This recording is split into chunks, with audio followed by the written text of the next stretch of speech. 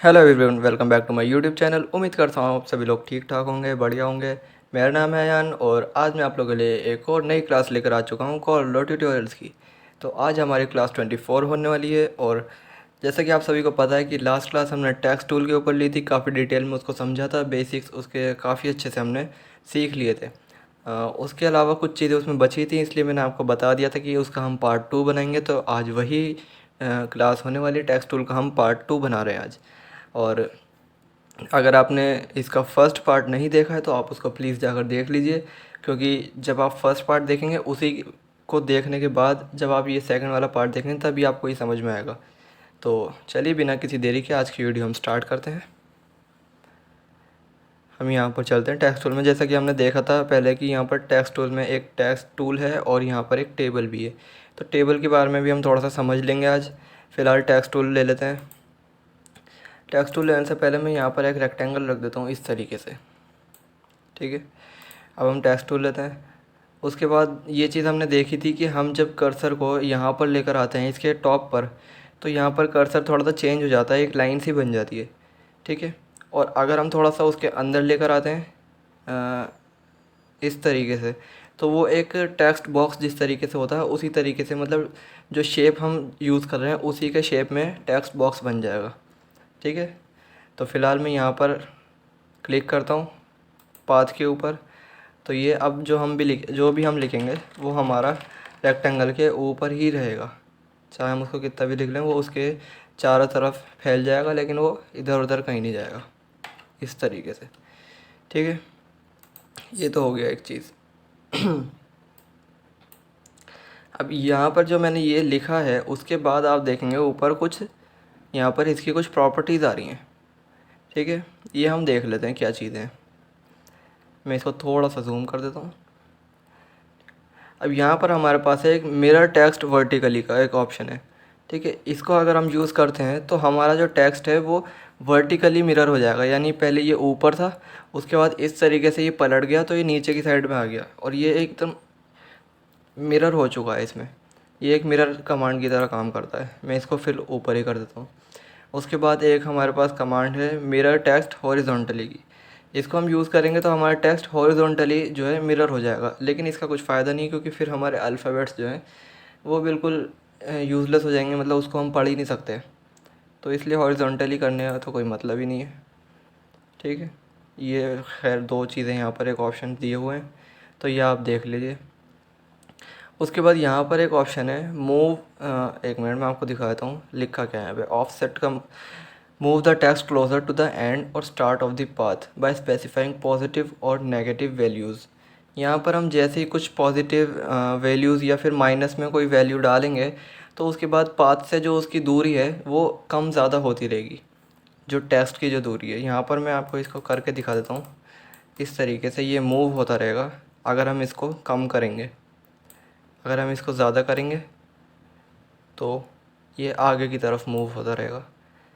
Basically क्या है कि जैसे कि हमें कोई टेक्स्ट ऊपर लेकर आना है, मान लीजिए यहाँ पर कोई टेक्स्ट पड़ा है, यहाँ पर जो है वो मेन लाइन हमारी यहाँ पर आ गई है गलती से, और उसको हमें लेकर आना है यहाँ पर, तो हम इसके ज़रिए हम उसको यहाँ पर लेकर आ सकते हैं, ठीक है। समझ गए होंगे आप, उम्मीद है। और यहाँ पर एक ऑप्शन है हमारे पास डिस्टेंस फ्रॉम पाथ का। अब ये जो हमारा जो पाथ है, पाथ यानी कि ये जो सरफेस आप देख सकते हैं जिसके ऊपर हमारा टेक्स्ट इस वक्त रखा हुआ है, यानी कि ये जो इसका बॉर्डर है, इसको इसको हम यहाँ पर पाथ बोल रहे हैं, ठीक है। पाथ यानी कि एक रास्ता हो गया जिसके ऊपर कुछ रखा हुआ है, मतलब टेक्स्ट हमारा इस पाथ के ऊपर रखा हुआ है, तो ये पाथ है। अब पाथ से हमारी जो टेक्स्ट की दूरी है वो डिस्टेंस हम कम भी कर सकते हैं, ज़्यादा भी कर सकते हैं। यहाँ से मैं इसको बढ़ा देता हूँ तो इसका जो डिस्टेंस है यहाँ पर आप देख रहे हैं कितना यहाँ पर स्पेस बन चुका है इसको बढ़ाने पर, ठीक है।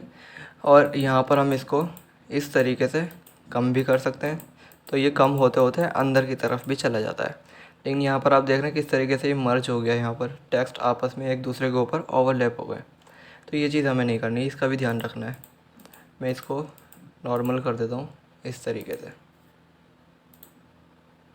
अब इसके बाद हम यहाँ पर आ जाते हैं, कुछ हमारे पास स्टाइल्स दिए हुए हैं टेक्स्ट के, ठीक है। मैं इसको थोड़ा छोटा करता हूँ और यहाँ पर हम देखेंगे कुछ स्टाइल यहाँ पर दिए हुए हैं।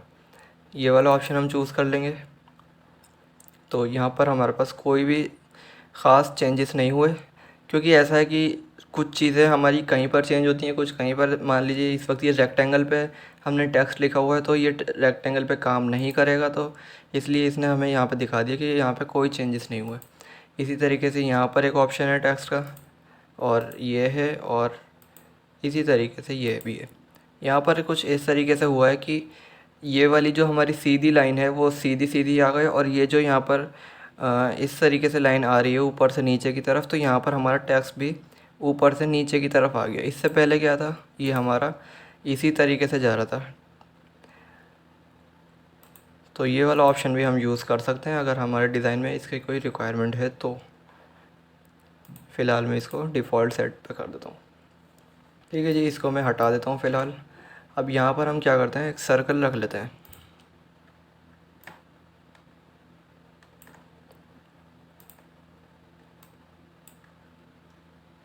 यहाँ पर हम दोबारा से अपना टेक्स्ट टूल ले लेते हैं और पाथ के ऊपर इसको कुछ टेक्स्ट लिख देते हैं यहाँ पर इस तरीके से। ठीक है, यहाँ पर हम इस तरीके से लिख देते हैं कुछ भी।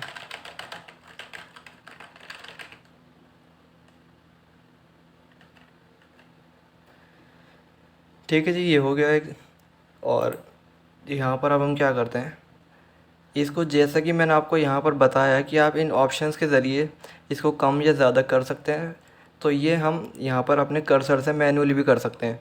तो वो हम कैसे करेंगे, जैसे कि आप यहाँ पर देख रहे हैं, हम इस टेक्स्ट को पकड़ेंगे और इसको कहीं पर भी हम लेके जाएंगे, बाहर की तरफ ले जाएं कितना भी, ठीक है, और या फिर उसको अंदर की तरफ ले जाएं, वो हमारा काम करेगा उसी तरीके से। मैं इसको थोड़ा छोटा करता हूँ और अब आपको दिखाता हूँ। यहाँ से हम इसको बाहर की तरफ लेके जाएंगे, ठीक है। चाहे हमें ये टेक्स्ट ऊपर की तरफ लेकर आना है, इस तरीके से घुमा देंगे इसको और छोड़ देंगे, तो ये उसी तरीके से बन जाएगा जिस तरीके से हमें चाहिए। चाहे इसको हम अंदर की तरफ भी लेकर आ सकते हैं इस तरीके से, ये भी काम हो जाएगा। इस तरीके से आपने कुछ लोगो वगैरह देखे होंगे, या कुछ बैचेस होते हैं उसके ऊपर, स्कूल वगैरह के बैचेस होते हैं, उस पर इस तरीके से नाम लिखा होता है स्कूल का, है ना। तो आपने वो ज़रूर देखे होंगे, उस तरीके की वो चीज़ें सब ऐसे ही बनाई जाती हैं। ठीक है, इस तरीके से। अब ये तो हो गया एक चीज़, ये तो हो गई कि हमने ये एक सर्कल या कोई भी हमने शेप लिया और उसके ऊपर हमने पाथ के ऊपर टेक्स्ट लिखना शुरू कर दिया, वो उसी शेप में बनता चला गया। ठीक है, लेकिन क्या हो गया, मान लीजिए कि मैं यहाँ पर आपको एक शेप दिखा देता हूँ पहले रख कर। कॉमन शेप्स में हम जाते हैं।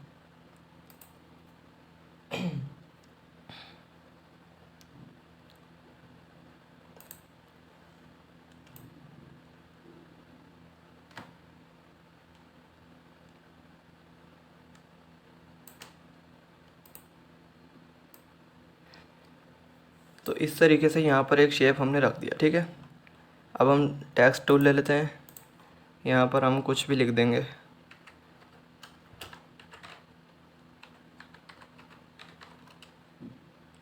तो इसको मैं थोड़ा सा बड़ा करने के लिए मैं इसको दोबारा से कॉपी पेस्ट कर देता हूँ यहाँ पर।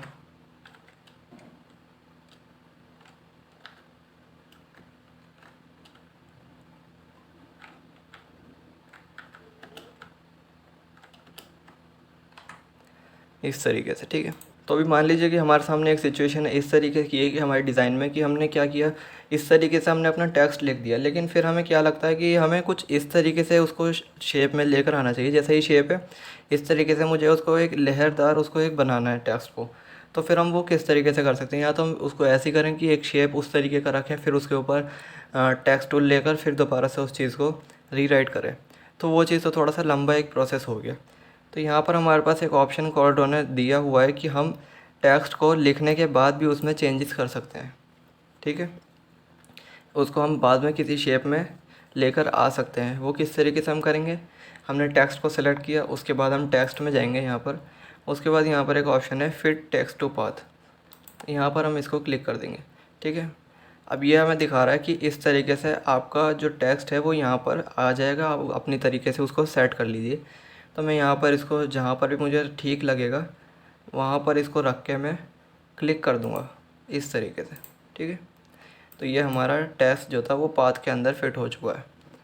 अभी इसमें भी हम जो चेंजेस करना चाहें वो हम कर सकते हैं, इसको आगे पीछे हम बाद में भी कर सकते हैं। उसके अलावा हम इसमें कलर्स वगैरह भी डाल सकते हैं, ठीक है।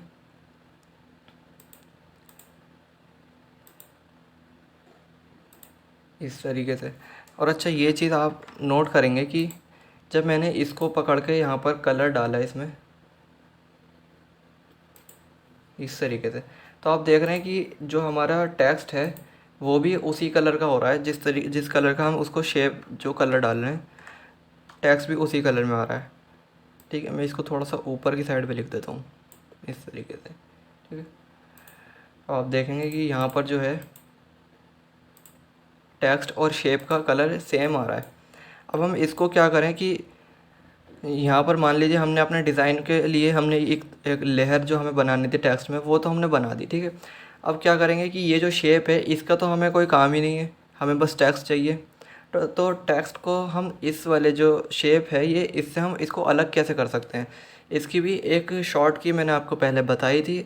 किसी भी दो शेप को या किसी भी दो चीज़ों को जो आपस में लिंक हुई हुई उनका लिंक तोड़ने के लिए, उनको ब्रेक करने के लिए एक कमांड होती है ब्रेक अपार्ट, ठीक है।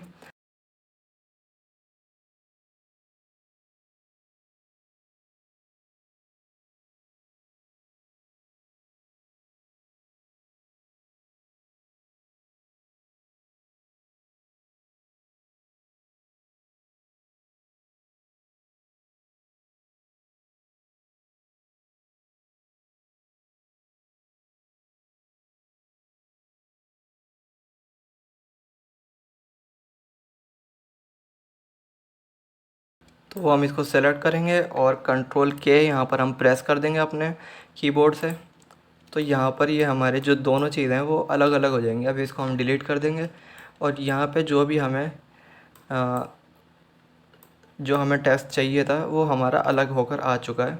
इसमें हम कलर्स वगैरह चेंज कर सकते हैं आराम से। लेकिन इसमें एक चीज़ ये है कि अब हम इसमें कोई चेंजेस नहीं कर सकते। जैसे आप देखेंगे यहाँ पे मुझे बीच में कुछ डालना है, कुछ लिखना है दोबारा, तो मैं उसे लिखूँगा तो वो बिल्कुल बेकार हो जाएगा, उसके बाद वो काम नहीं करेगा उस तरीके से।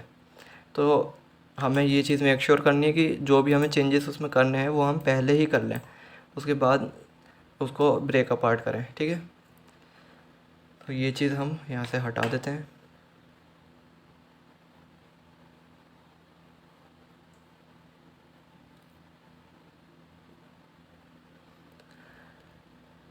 अब यहाँ पर मैं आपको एक चीज़ और बताता चलूँ। यहाँ पर हम टेक्स्ट लेते हैं और टेक्स्ट बॉक्स किस तरीके से हमने बनाया था फर्स्ट क्लास में, उस तरीके से यहाँ पर हम एक टेक्स्ट बॉक्स यहाँ पर क्रिएट कर रहे हैं, ठीक है। अब मैं इसमें एक डेमो टेक्स्ट डालने के लिए, जैसे कि हमने क्लास 1 में किया था पार्ट 1 में इसके, तो यहाँ पर हम राइट क्लिक करेंगे और इंसर्ट प्लेस होल्डर टेक्स्ट, यहाँ पर हम एक ऑप्शन है इसको चूज़ कर लेंगे, ठीक है। यहाँ पर एक टेक्स्ट आ गया जो कॉरल ड्रॉ की तरफ से एक डेमो टेक्स्ट होता है, इसका कोई मीनिंग नहीं होता, ये हमने पहले देख लिया था, ठीक है।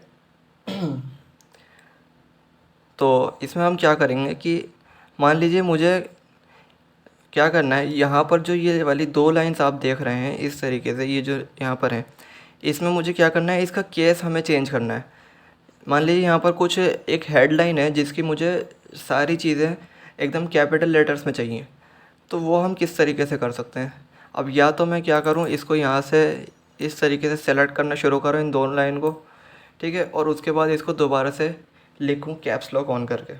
तो ये तो हो गया एक लंबा प्रोसीजर, और जो कि बिल्कुल हेल्पफुल नहीं है हमारे लिए। यहाँ पर हमारे पास इसका भी एक ऑप्शन है, कॉलर ड्रॉ ने हमें दिया हुआ है, हम टेक्स्ट में जाएंगे सिंपल, और यहाँ पर हमारे पास चेंज केस का एक ऑप्शन है, शिफ्ट F3 इसकी शॉर्ट की है। यहाँ से हम इसको क्लिक करेंगे, हमारे पास अलग अलग तरह के जो केसेस हैं वो यहाँ पर आ जाएंगे। तो यहाँ पर हमारे कुछ ऑप्शंस हैं, सेंटेंस केस जो इस वक्त ये मौजूद है, उसके बाद लोअर केस है, upper case, title case, toggle case भी हमारे पास मौजूद है, जैसे कि फर्स्ट वर्ड हमारा स्मॉल में आ जाएगा और बाकी सारे कैपिटल लेटर्स में आ जाएंगे। तो ये तो एक ऑप्शन इस तरीके का है जो ज़्यादा कोई यूज़ ही नहीं होता वैसे, लेकिन इन्होंने एक बार दे दिया है। तो फ़िलहाल हमें क्या करना है, इसको अपर केस में करना है, जो सारे लेटर्स हमें बड़े करने हैं। तो यहाँ पर हम अपर केस पे इसको सेलेक्ट करेंगे और ओके प्रेस कर देंगे, हमारे सारे लेटर्स जो हैं वो कैपिटल में हो जाएंगे खुद ब खुद, ठीक है। इसी तरीके से आप कुछ भी चेंजेस करना चाहें कर सकते हैं आराम से। चेंज केस में जाएंगे, उसके बाद इसको हम टाइटल केस में भी कर सकते हैं, जो एक एक वर्ड उसका फर्स्ट वर्ड जो है वो कैपिटल में होगा, इस तरीके से। ठीक है जी, इसको हम अब डिलीट कर देते हैं। अब एक आखिरी चीज़ क्लास ख़त्म होने से पहले हम जल्दी से समझ लेते हैं। यहाँ पर टेबल हम देख लेते हैं क्या है। हमने ग्राफ पेपर जो क्लास ली थी ग्राफ टूल की, वो भी कुछ इसी तरीके की थी, बस इसमें टेबल में कुछ चेंजेस हैं, वो भी मैं आपको दिखा देता हूँ क्या चीज़ें वो। ठीक है, यहाँ पर आप देख रहे हैं कॉलम एंड रोज़ का ऑप्शन दिया हुआ है, यहाँ पर आप इसको बढ़ा भी सकते हैं। ठीक है, यहाँ पर, और इसको कम ज़्यादा आप कर सकते हैं अपने हिसाब से, जो भी आपको रखना हो। ठीक है, और उसके बाद क्या है, हम इसमें डिफ़ॉल्ट जो इसकी सेटिंग है, यहाँ पर बॉक्सेस बने हुए हैं, इसको चेंज कर सकते हैं बहुत ही ईजीली। यहाँ पे हम शेप टूल लेंगे, उसके बाद हम इसको किधर भी एडजस्ट कर सकते हैं। मान लीजिए यहाँ पर ये सीरियल नंबर हो गया, इसको हम थोड़ा सा ऊपर कर देते हैं। ठीक है, नेम हो गया, एड्रेस हो गया, इस तरीके से कोई फॉर्म वगैरह आपको बनाना है, ठीक है ना, कोई भी ऐसी शीट बनानी है तो आप इसको आराम से ऐसे बना सकते हैं, इस तरीके से। ठीक है, आपको जितने कॉलम रोज़ चाहिए वो आप ऐड कर लीजिए, और शेप टूल के ज़रिए आप इसको बना लीजिए। फिर इसमें टेक्स्ट भी आप ऐड कर सकते हैं, सब कुछ काफ़ी इजी है। ठीक है, तो ये एक छोटी सी क्लास थी जो टेक्स्ट टूल का पार्ट 2 था। तो उम्मीद है आपको ये दोनों पार्ट्स अच्छे से समझ में आए होंगे। टेक्स्ट टूल के बारे में काफ़ी ज़्यादा आपको बातें समझ में आ गई होंगी। तो उम्मीद है आपको क्लास पसंद आई होगी। अगर आपको वीडियो पसंद आई हो तो प्लीज़ इसको लाइक कर दीजिएगा, और चैनल को सब्सक्राइब करके बेल वाला आइकन भी दबा दीजिएगा। और आप मुझे इंस्टाग्राम पे भी फॉलो कर सकते हैं, लिंक नीचे डिस्क्रिप्शन में मौजूद है। मिलेंगे हम नेक्स्ट वीडियो में, तब तक के लिए गुड बाय।